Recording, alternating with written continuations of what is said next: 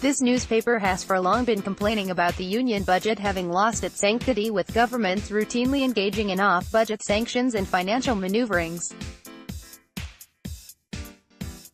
When the Comptroller and Auditor General of India (CAG) states that the government has engaged in such peccadillos to mask fiscal and revenue deficits, the country has to sit up and take notice.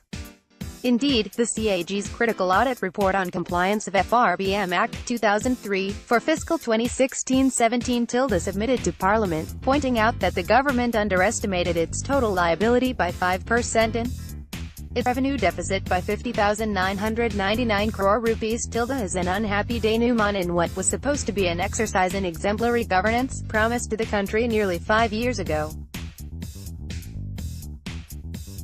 It is, therefore, important that the government take serious note of the CAG's suggestion that it have in place a policy framework for off-budget financing, which, among others, should include disclosure to Parliament.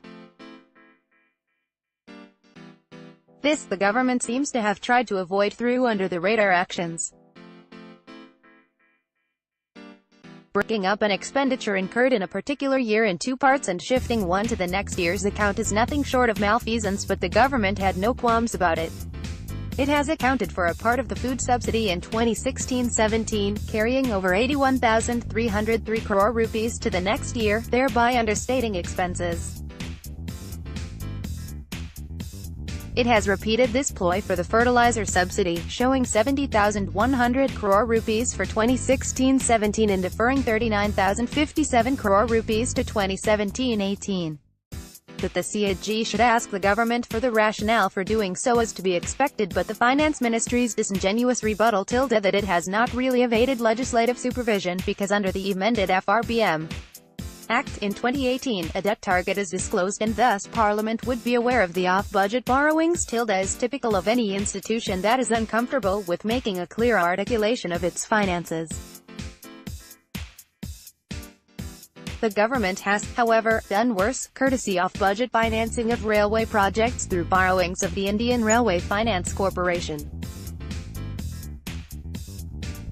Other tricks in terms of capital expenditure include financing power projects through the Power Finance Corporation that, the CAG points out, are outside the budgetary control, and not part of calculation of the fiscal indicators, despite fiscal implications.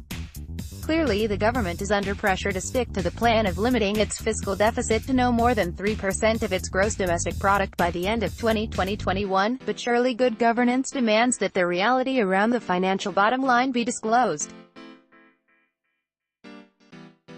Its last budget before the elections, even though an interim one, the government would do well not only to explain the rationale and objective but also disclose the total off-budget financing and a strategy to service such debt, along with a full disclosure of off-budget financing by all the bodies substantially owned by it.